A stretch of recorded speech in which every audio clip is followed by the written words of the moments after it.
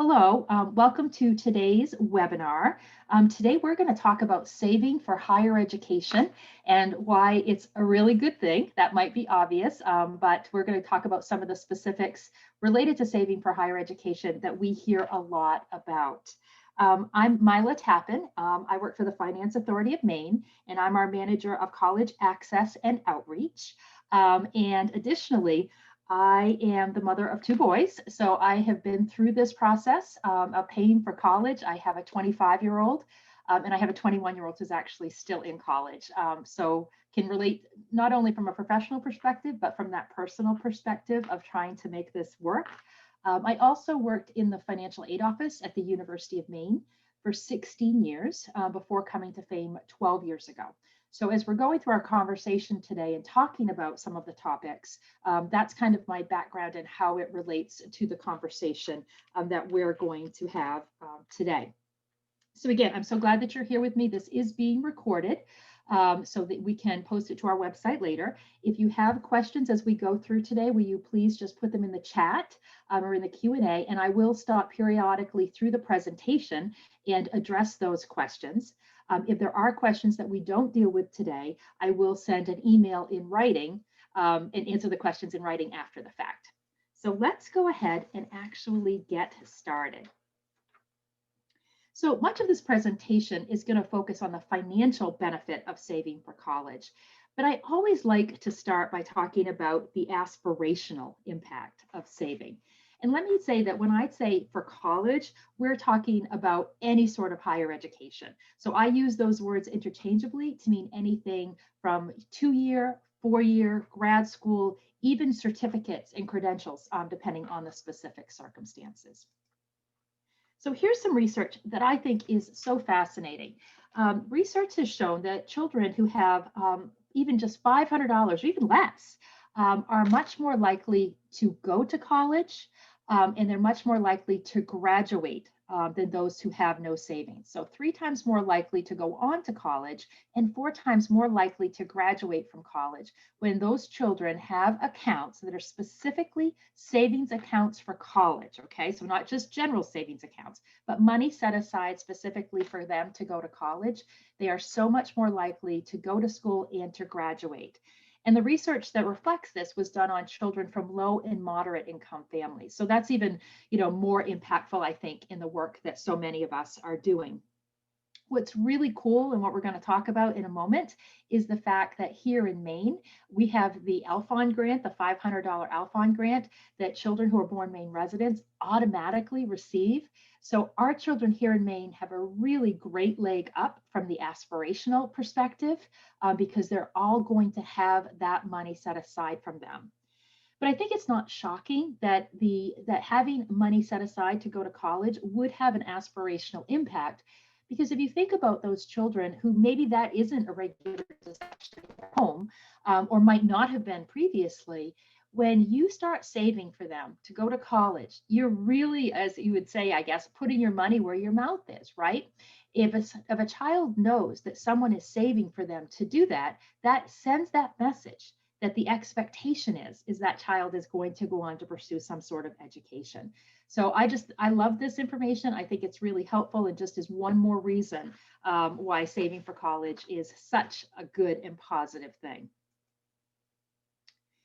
Normally, in the work that we do, we don't like to talk about myths. A lot of times people have said to me, Miley, you shouldn't talk a lot about myths because when you talk about them, you have a way of reinforcing them by virtue of just talking about them. But in reality, what we hear are some myths that are so pervasive when it comes to saving for college that we feel like it's really important to talk about them because when we don't talk about them, they're not going away. So we think it's much better to just face them head on. And so one of the most common myths that we hear, and I still hear this regularly, is that if we save for college or higher education, our children won't receive any financial aid, that savings negatively impacts financial aid eligibility. And one of the reasons that I mentioned that not only do I do this for work, but I do this as a parent is because having been through the process, I can tell you that this is just absolutely not the case. This is not a true statement. And yet we still hear it a lot. So for a lot of people, just simply saying, well, that's just not true, isn't enough. And I understand that. And so one of the things we like to do is to provide a little bit more detail as why that's not the truth, why people can feel comfortable saving for college and not worrying that it's going to really mess up or undermine their financial aid eligibility. And the reason is because the FAFSA, the free application for federal student aid, is the application that all students use to apply for federal financial aid, state financial aid. And here in Maine, it's the application that virtually all schools, for a matter of fact, all of them except for Bates, Bowdoin, and Colby, use to award their own institutional funds. Here's the thing about the FAFSA. It's publicly available. The formula is available, so we know exactly what it takes into account, what it weighs heavily, what it weighs a little bit, what it asks for, and what it doesn't ask for. And so when we look at the FAFSA and when we work through the FAFSA, and that's something that, in the college access world, we're doing all the time these days, we know that the FAFSA, first of all, actually excludes assets for most families earning under $50,000 per year. So for the vast majority of families that we're working with who earn less than $50,000 a year, they don't even have to provide any asset information on the FAFSA whatsoever. So there's skip logic built into the FAFSA, and it just allows them to skip all of those asset questions because they have no impact. Now, many of our families in Maine make less than $50,000 a year, but some families certainly do make more than $50,000. So what about those families? Even if asset information is required on the FAFSA, the other big thing that's important to know about the FAFSA is that there are lots of assets that are completely excluded. So for example, personal possessions are excluded. And that would include things like cars and ATVs and boats and things like that. All of those personal possessions are excluded from the FAFSA. Additionally, a family's primary residence is excluded from the FAFSA. So the home that people live in is completely excluded from the FAFSA. Additionally, the value of retirement plans, that's completely excluded from the FAFSA. So if we have families that have been working hard and putting money away, not only hopefully for college, but also for retirement, that is completely excluded from the FAFSA, so has no impact on financial aid eligibility. And then additionally, family-owned or small businesses that are family-controlled, fewer than 100 full-time employees, are also excluded from the FAFSA. So when we talk about assets, we talk about the fact that for many families, their most significant assets are already excluded. So we've got a whole group of families that don't have to provide any asset information. And then for those that do have to provide asset information, often their most significant assets are excluded from the FAFSA. But let's just say that they do have other assets. Let's say that they have cash, savings, checking, money in their checking accounts. Let's say that they have non-retirement investments, some stocks and bonds that aren't in retirement accounts. Let's say that they own a camp or a second property or something like that. Then what we want those families to know is that, yes, those are going to have to be listed on the FAFSA if indeed assets are included at all. But when we're looking at those assets, when the FAFSA is looking at those assets, there's going to be a portion of those assets that are actually protected. So built into the FAFSA is something called an Education and Asset Protection Allowance, which protects the first portion of assets that are considered countable assets, savings accounts, checking accounts, things like that. And the amount of that protection allowance depends on the parent's age, the older parent's age, and it depends on their marital status. So it's going to be different for everyone. But that's going to protect a portion of those assets to start with. And then any remaining assets after that are assessed or considered to be available at a rate of no more than 5.64%. And in reality, it goes up that high, but it's based on the family income. So if you've got families, again, over 50,000, because under 50,000, they're not going to have to provide assets typically. But if you've got families making $60,000, $70,000, probably their assets are going to be looked at and assessed at the rate of 2% or 3%. And that as income goes up, you will see that percentage rise slightly, but again, to a maximum of 5.64%. So what that just means is that yes, assets can have some impact on financial aid eligibility, but in reality, these assets have very little, if any, true impact on financial aid eligibility. So it's a myth that we are so anxious to debunk, because we don't want that to be the reason that people don't save for higher education. Now, not all savings is considered equal. So if the student has assets, and if the student is required to provide asset information on the FAFSA, because the students kind of follow the parents. So if the parents make under 50,000 and no parent asset information is required on the FAFSA, then guess what? No student asset information is required either.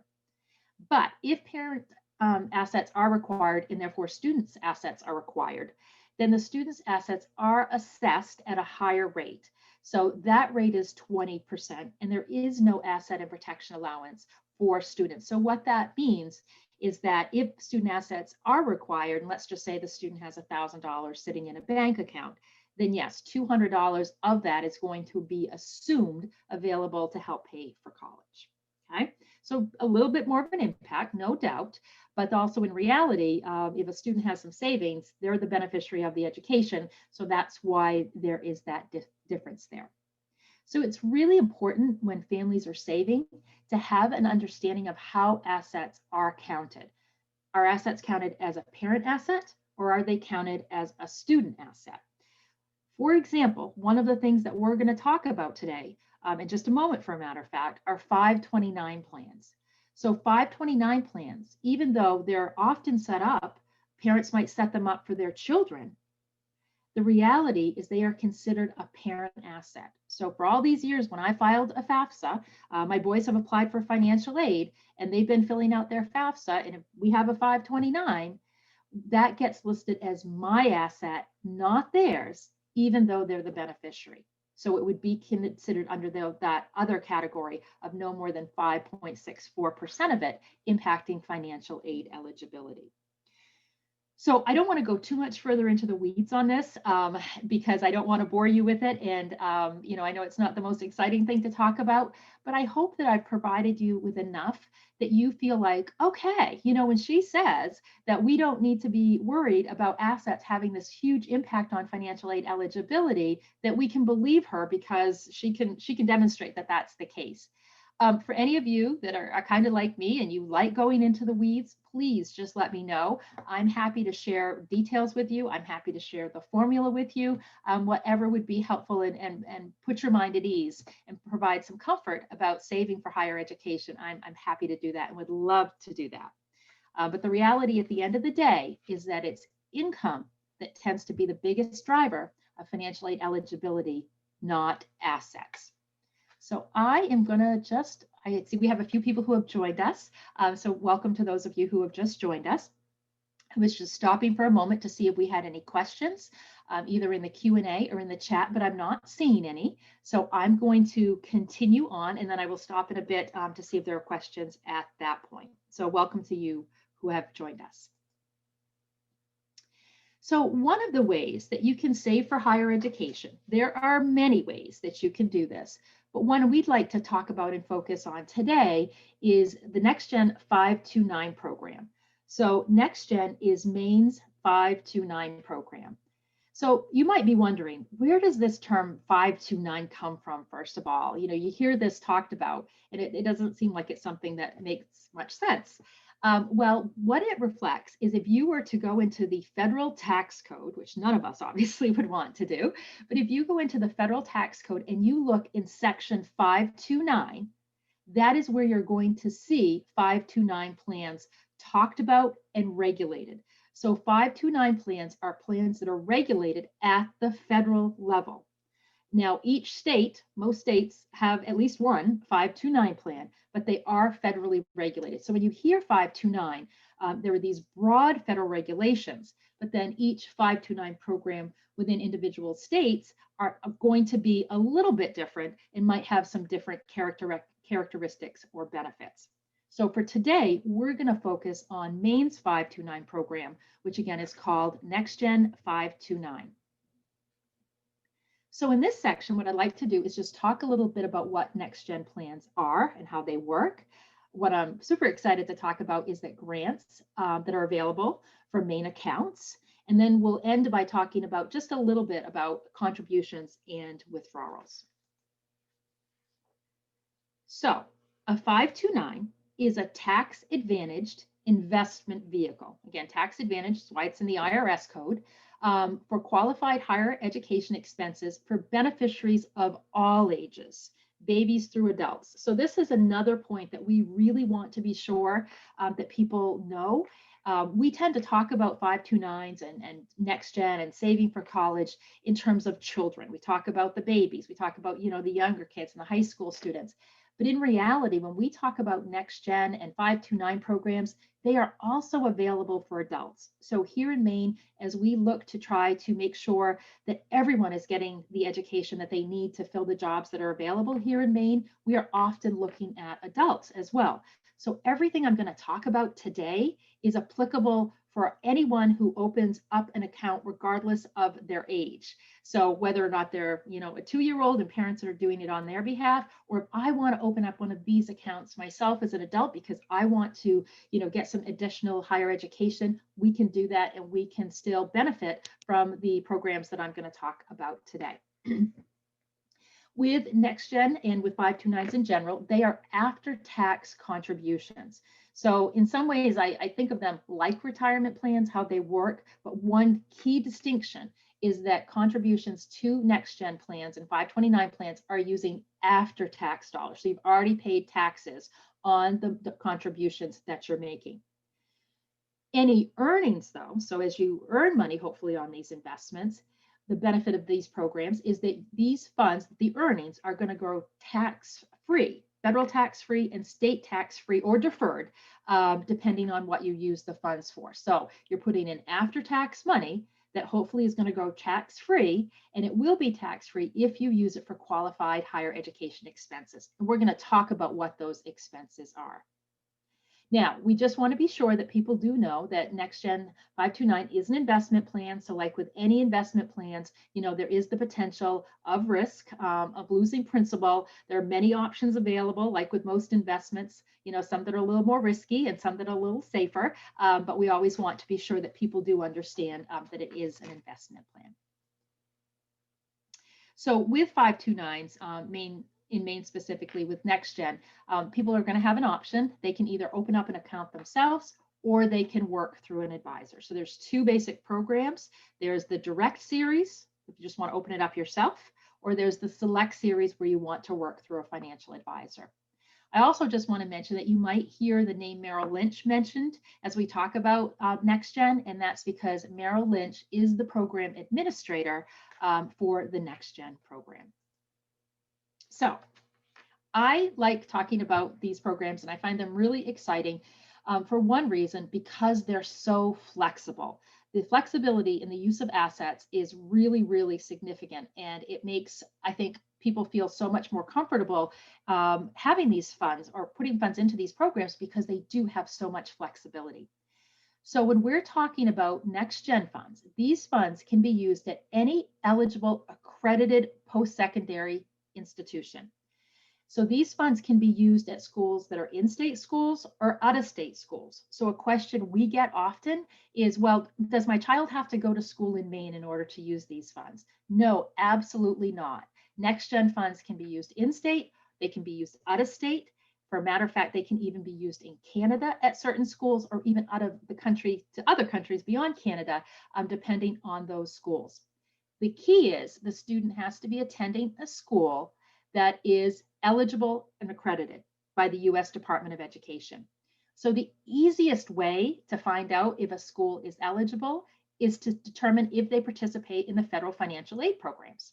If they participate in the federal financial aid programs, you know that these funds can be used at those schools, okay? So in-state, out-of-state, public or private, 2-year schools, 4-year schools, graduate schools, even certain certificate programs or other types of credentials.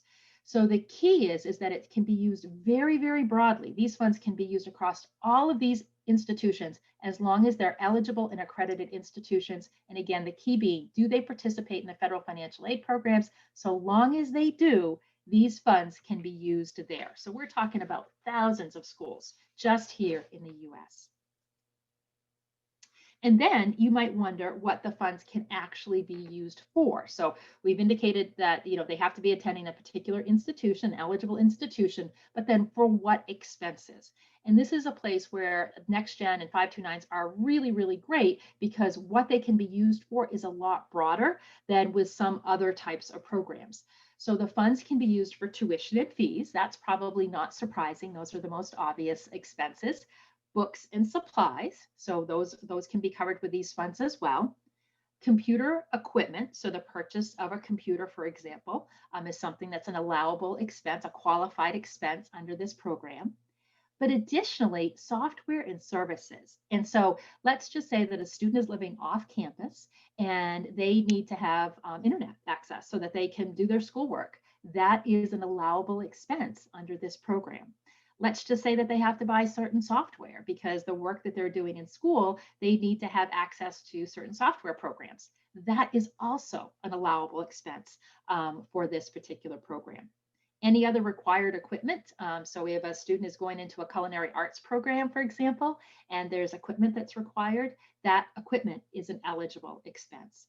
And then room and board is also, this is a big difference with some programs. This is an allowable expense so long as the student is attending at least half time. So the student does have to be enrolled at least half time, but if they are, room and board is an allowable expense. And it doesn't just have to be on campus room and board.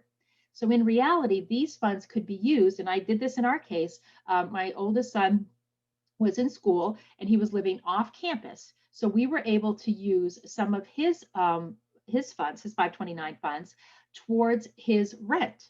So that is an allowable expense as long as the student is enrolled at least half time. So again, lots of flexibility in terms of which schools the funds can be used at, and then lots of flexibility about the specific expenses that can be covered with these funds. There's two additions that have happened in the last several years that I also wanted to mention. I think most of us are still really focused on just figuring out how to pay for college, and this is really the focus of today's presentation.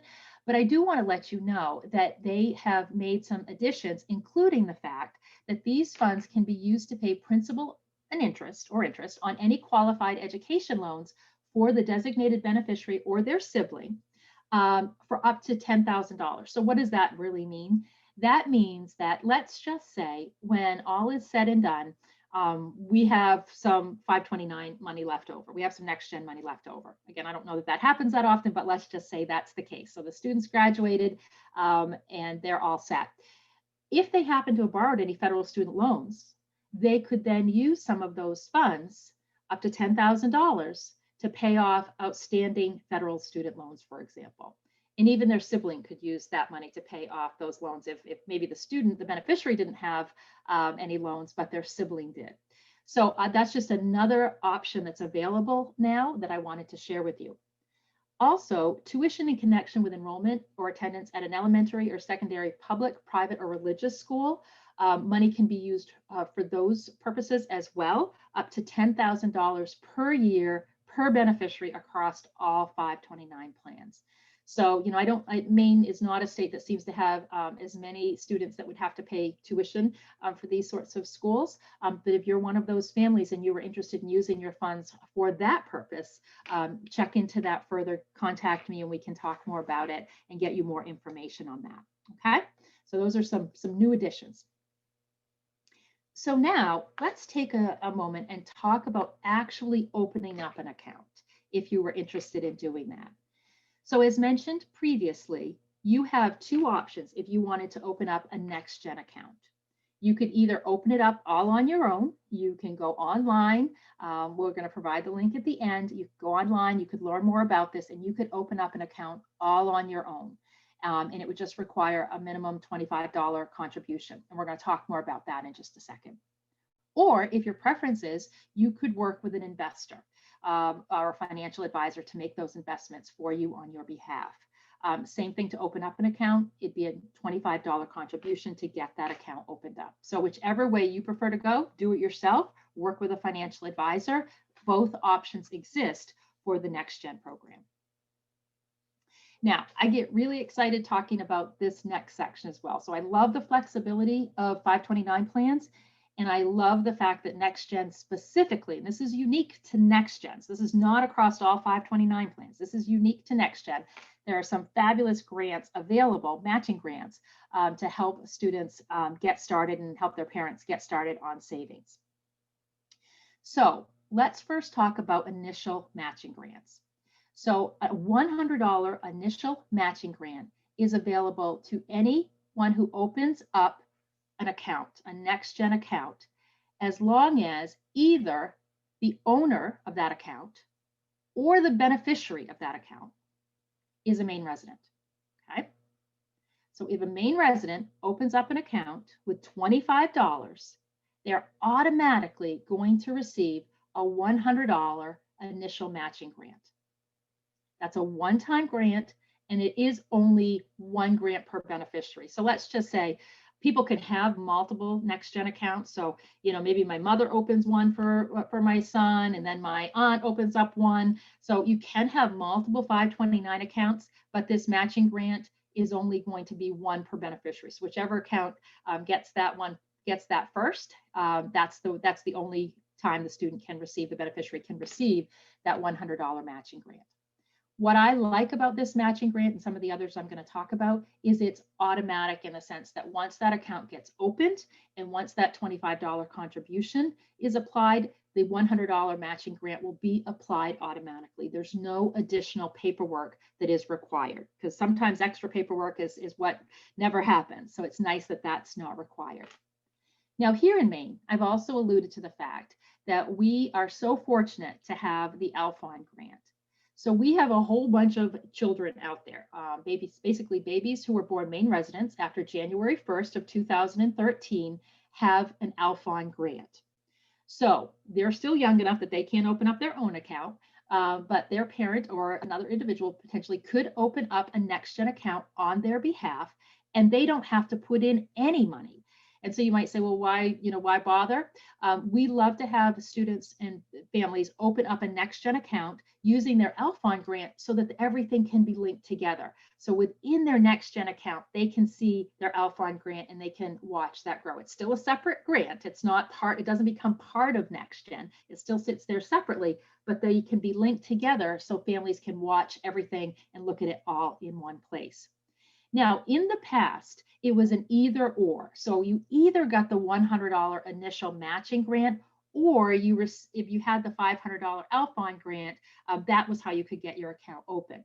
But this current year that we're in, and it's going to be extended through 2021, families who open up a Next Gen account with an Alphon grant, if they do choose to put in $25, because right now they don't have to put in any, but if they do choose to put in $25, they can also get that initial matching grant of $100.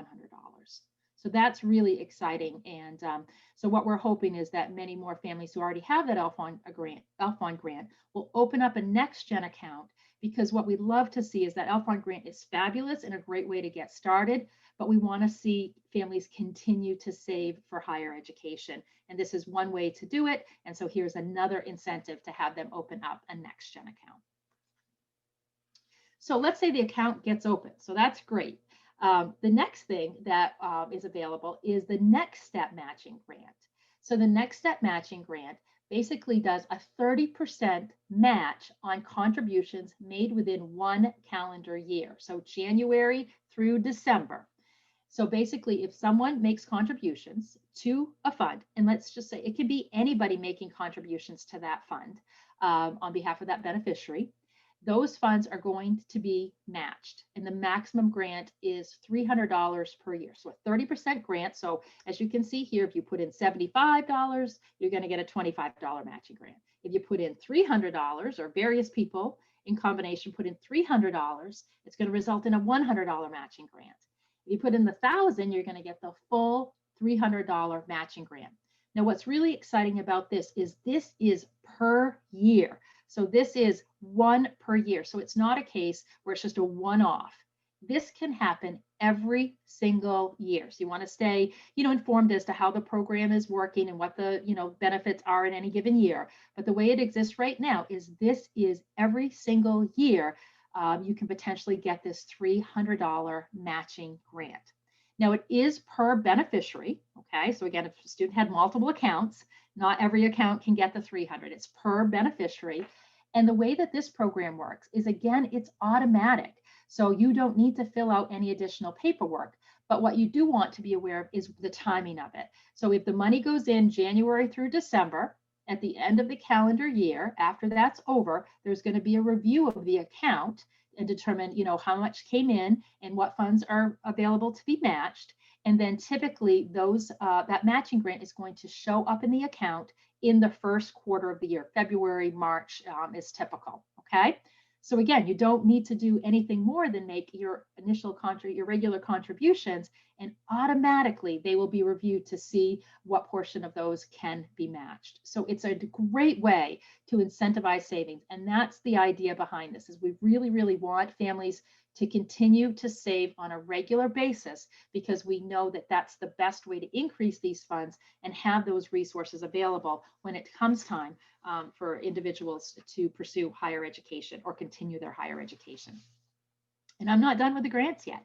There is also a $100 automated funding grant. So this automated funding grant is if you set up automated funding, so coming out of a checking account, coming out of a savings account on a regular basis, do payroll deduction, any of those options are fine. Once that's set up and there have been 6 consecutive automated contributions, made no less frequently than quarterly, so if you had them done monthly, after 6 monthly contributions, you would receive another $100 automated funding grant. Again, this is a one-time grant, and it is, again, 1 grant per beneficiary. But this is something we like to see people do anyway. I know I'm one of those people. I joke sometimes, that I belong to Planet Fitness for years, and I never stepped foot in the building for the last 2 probably, right? And it's because I was continuing to be a member, because it was coming out of my account on a regular basis. And we have this set it and forget it mentality that once we set up things and we have automated contributions, we tend to stick with them. We almost tend to forget that we have that money, because we get used to living without it. So being able to set up these accounts to make automated contributions, we found, is a really, really effective way of continuing to save for higher education. So because of that, there's an incentive here to encourage people to do that.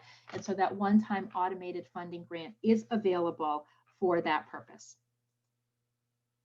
Now, when we talk about the matching grants, we want to, and any earnings from the matching grants, because these are invested as well, we want to be sure that we're conveying the fact that these can only be used for qualified higher education expenses at post-secondary institutions. So even though a moment ago I talked about the fact that 529 plans do now allow, NextGen does allow for funds to be used to pay off a student loan for the beneficiary or for the sibling, or it can be used for tuition at an elementary or secondary school. The matching grant funds cannot. So the match used only, and I say only because it's still very broad, at qualified higher educational institutions for those expenses that we talked about: tuition, fees, room and board if you're part-time, at least part-time, books, supplies, and things of that nature. Additionally, these funds do have to go directly to the college or the university. So if you're going to take a distribution from a NextGen account and you're going to be using it to pay tuition and fees, what you do is you have that money sent directly to the school. Even if you're going to be using it for other expenses like books and supplies, or even off-campus expenses, you do still have to have the money sent to the school initially. It has to run through the school. So what we like to have people do is to be sure that they use their NextGen matching grants and any earnings, that we want them to use those first, because those aren't quite as flexible as the other funds. So the funds that you've put in yourself, and any earnings from those funds have a little bit more flexibility, right? You can use them to pay off that student loan or to use them for these other things. but the matching grant funds do have to be used specifically for those items we talked about earlier, okay? At that qualified institution, tuition fees, room, board, books, supplies, and things of that nature, okay? Again, if you have questions, just drop them in the chat or in the Q&A, and I will take a look at them in just a moment and address any that you have. So here's just an example. If you were to contribute $1,000 per year, so, that's a little bit more. I didn't do the exact math, but it's, more than 50 and less than $100 per month. If you did that on a regular basis, let's just say you set up that automated funding and you qualified for that full $300 matching grant, that next step matching grant, that would mean that in a year, it would be a $1,300 contribution.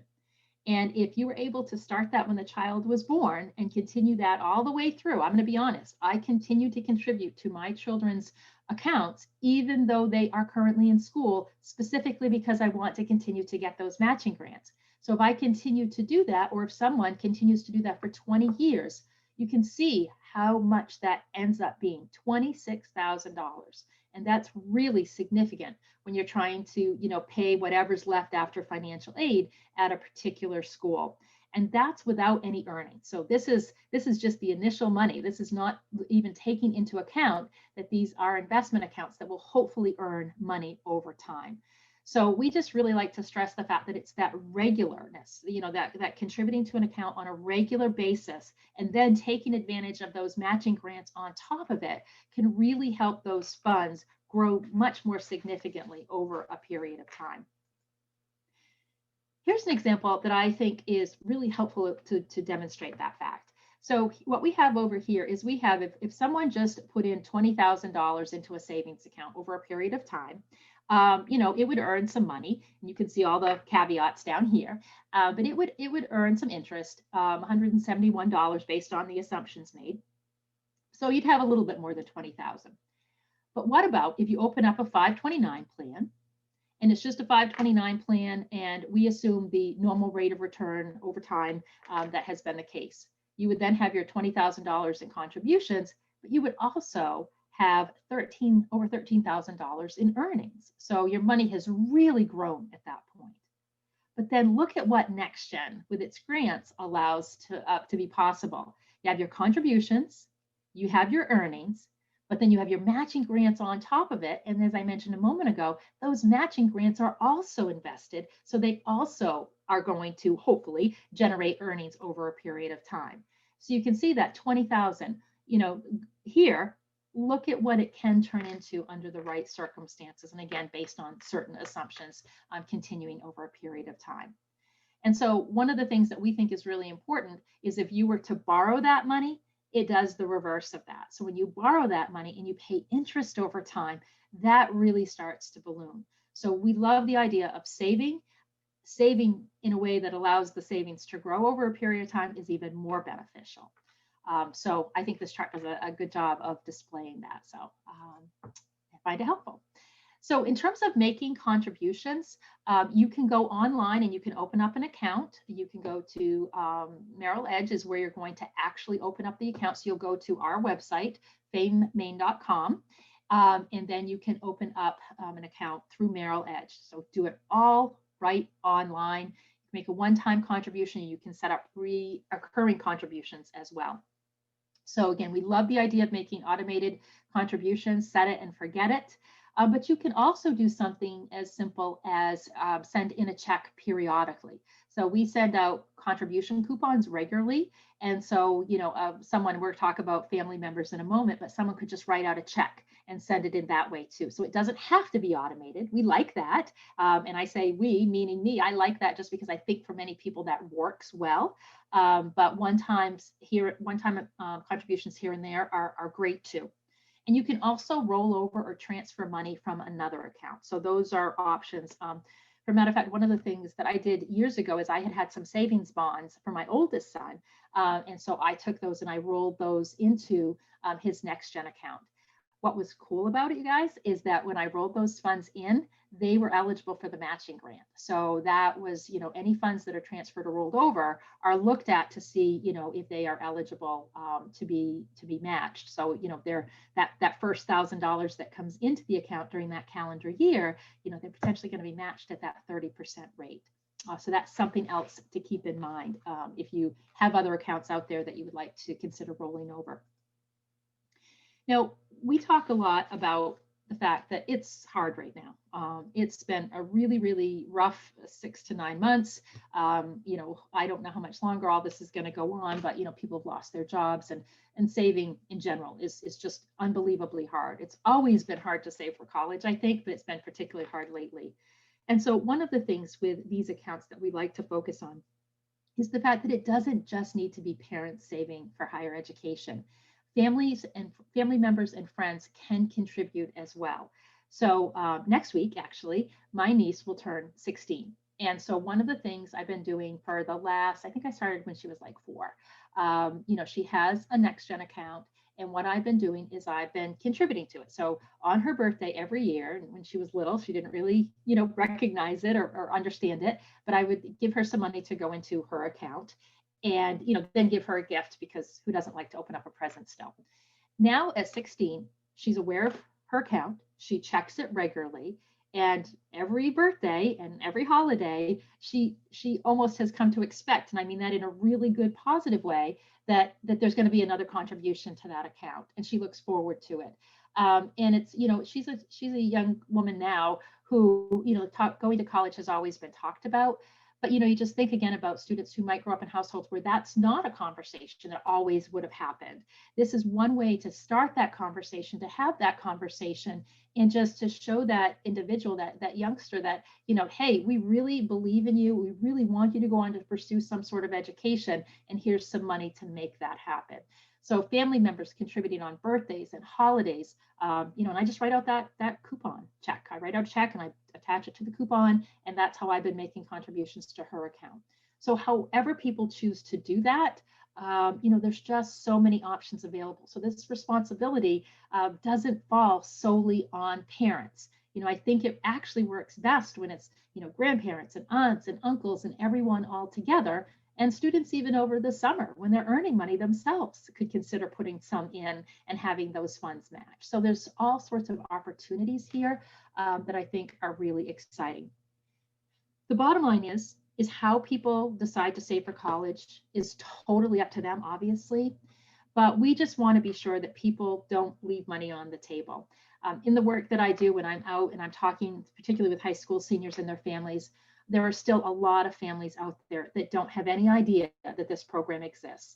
And so in talking with them, when they're getting ready to pay for college, they're like, oh my goodness, I wish I had known about it. If only I had been aware of this program 5 years ago or 10 years ago, it really could have made such a difference. So that's the biggest thing, is we just want people to be aware of the program. We want them to be aware of the matching grants, not leave money on the table, and then put together their best plan for their family as to how to make this happen. But to be able to do it, knowing that they can save and they're not going to have that negative impact on financial aid eligibility. So that's super important. And then probably most people at this point, if you're just new to NextGen, wouldn't be ready to make a withdrawal. But I just wanted to also share that making a withdrawal is really pretty easy. So you can do it by calling up. You can do it online, which is what I tend to do. You can make a paper request.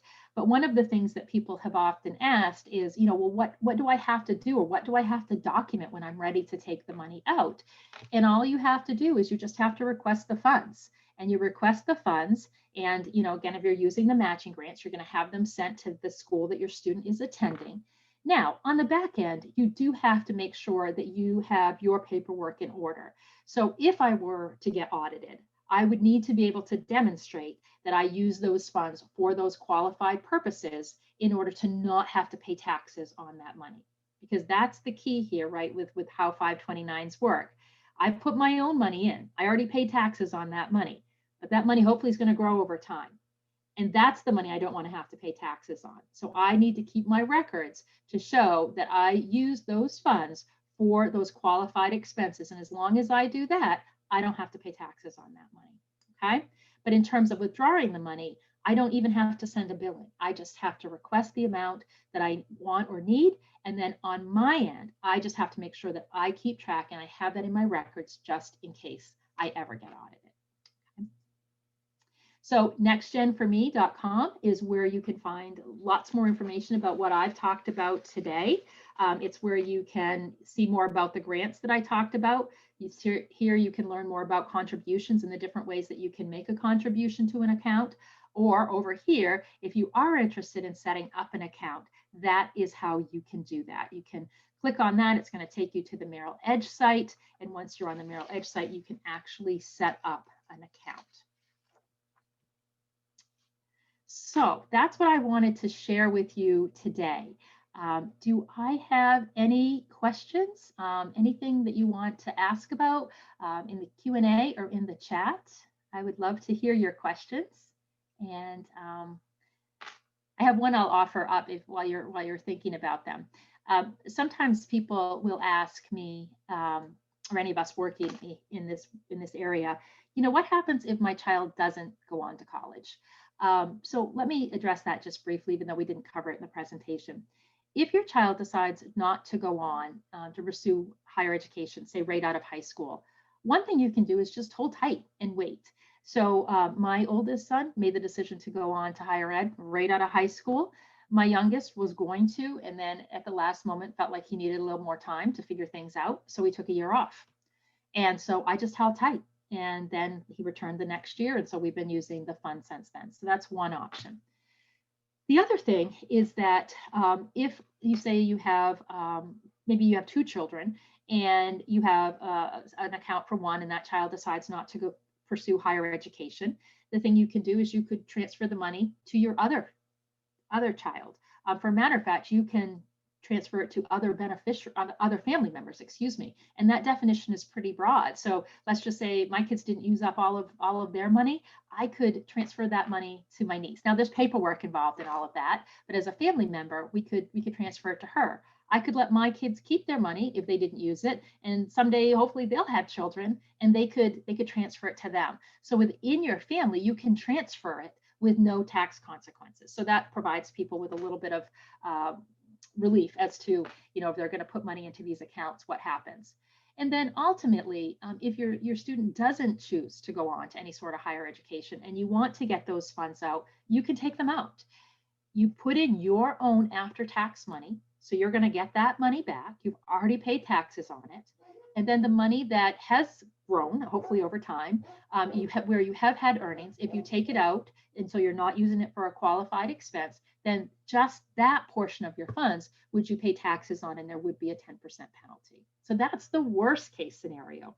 So there's lots of flexibility, even down the road, if students change their minds or are not sure what they're going to do, there's still a lot of flexibility there. So I just wanted to address that in case that's on your mind. All right. Any questions at all?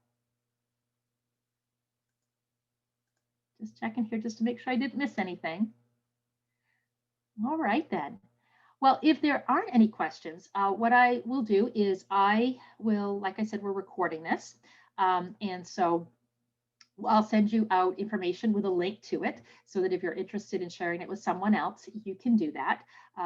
And if you have any questions at that point, or I actually sent you an email today, just email me back and just let me know what questions you do have, and we can talk more about it. And I will do my best to answer your questions. And if I can't answer them, I will make sure I get you to someone who can answer them. So I hope you've all had a wonderful day. You're having a great weekend upcoming, and if we can be here in any way to help with this piece or anything related to higher education and financing higher education and the FAFSA or any of that, please just let me know. So thank you so much, and I hope you all have a great day.